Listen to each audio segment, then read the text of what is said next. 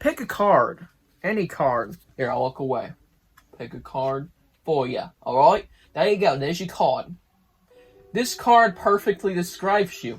It's the perfect image that describes you. It's the perfect capsulation of you. Alright? Was the card a bodybuilder? Why are you looking at me like that? Hey everybody, Goosebumps for Dummies actually here now because that was just my puppet version of me being controlled by a bunny rabbit. And today I'm going to be talking about Bad Hair Day, which is actually not very bad as the title suggests. So straight up, this book is probably one of the, not the most overrated I'd say, but it is one of the most hated books of the original series just because it is just one of those wacky, weird books that not a lot of people can really get into. I am not one of those people, so let's get into my review. Now for the blurb. Pick a scare, any scare. Trick cards, floating scarves, disappearing doves. Tim Swanson loves magic tricks. Someday he wants to be a real magician, just like his all-time favorite hero, Amazo. But then Tim goes to Amazo's show, and he finds out his idol is a total grump. That's when Tim decides to steal a bag of tricks. Amazo's bag of tricks. Scary tricks. The one with the multiplying red balls and all those hissing snakes. Reader beware, in for a scare. So scary. This book is probably one of the more overhated books of the original series, and I don't think that hate is entirely justified. Whilst I can really get why people will dislike this one, and I don't think everybody should like it, like it's just one of those things where I go, yeah, I enjoyed it. I don't think anybody should enjoy it, but I did, so it's just like, I don't think people should really give this thing very bad scores, which surprisingly I don't see much of. It's just like, it's like mid, which is like, okay. Okay, but there are haters out there, like strong haters for this book, which I do not fully think is justified, but still, yeah, Bad Hair Day is actually pretty good, so let's get into why. The way the book goes about everything that it's trying to do is just okay. I don't think it does anything terribly, minus some, like, maybe small things we'll get into in a bit, but, I think the book does an okay job of what it's doing. Bad Hair Day is about magic, and well, you got those magic scares, because it's a Goosebumps book, and they're done pretty well. They're not very effective in being scary, but they are scares, nonetheless, and they do what they're supposed to do. What more can I say? There's pretty okay characters. I liked Tim a lot. I think he was interesting.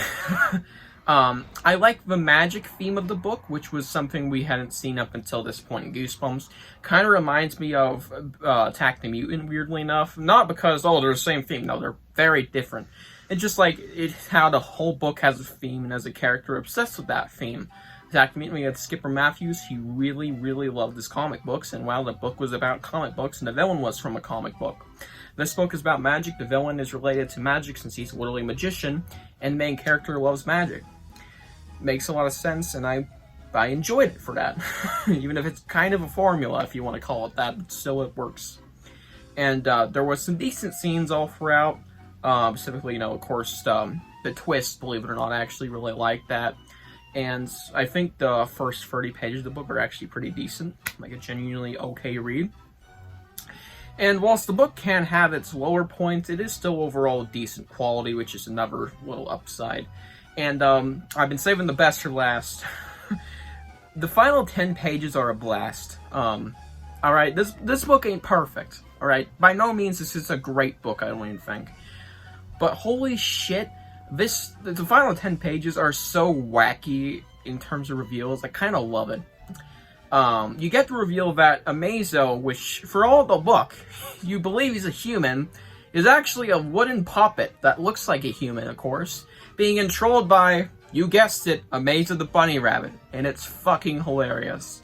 The Bunny Rabbit, you know, Amazo, he is one of the funniest villain-like characters to read about, only it's more of just like a anti-hero. He doesn't do shit to, like, attack the kids, he just kind of, he threatens them. I think that's the most he does is threaten them. And of course, we have Tim, who gets manipulated, and I guess that is the worst that he might have been doing, Amazo. And it's just a very funny twist ending, which I believe is pretty similar to the episode as well. And yeah, it's a very nice ending to the book and wrap up, just because of how goofy it is.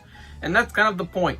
I mean, what do you expect from a book called Bad Hare Day? Do you expect the most insane thriller, spy thriller? I don't know. No, it's about magic, and it's really goofy. I don't know why I was making those comparisons, but I'm just saying, it's pretty obvious what the book was trying to achieve. That's all I have to say for upsides. It's just a really solid read that I really enjoyed. Let's move on to my downsides. Now, for downsides, there aren't really any issues, but of course, it ain't a perfect Goosebumps book. It's not going to get a 10 out of 10 because there's no issues. There are books where I have had, like, basically no issues, and I don't give a 10 out of 10. Not even, like, a 7.5 sometimes, I don't think. But there are things that I just don't really necessarily think are great. And it's just the fact that this book could have been something more. It's like a shell of what it was trying to be. Only a really good shell, but it's just like... It's a shell of what it could have been. I think it ended too quickly. That would be my only real issue if I had to point out anything. It's kind of abrupt, and it just kind of... It's the end. It's the end of the book, because the final 10 pages... I didn't even know it was the final 10 pages until it fucking ended. It did not feel like the final 10 pages. It felt like the story was just getting to its climax. But that's kind of why it feels like it could have been something more. You could have went from there and added some crazy plot, like maybe to answer an alternate dimension in the magic box or something, for all we know. And they have to escape by deceiving these magic tricks or tricking their way out. You never know what Stine can make up for that. And then they have to defeat a Mesa, which could be just a goofy defeat. But no, it just ends. It could have been more, but it just doesn't go there. It is kind of sad. That is the only reason why I just wouldn't get like a 9 out of 10 or 10 out of 10. Because it just doesn't do much further than what it could have, right? It could have went on longer than something more. But of course, people would be like, oh, I'm glad it didn't go on longer because they didn't enjoy it. But I don't know. I wish you could have done something more at the end of the day.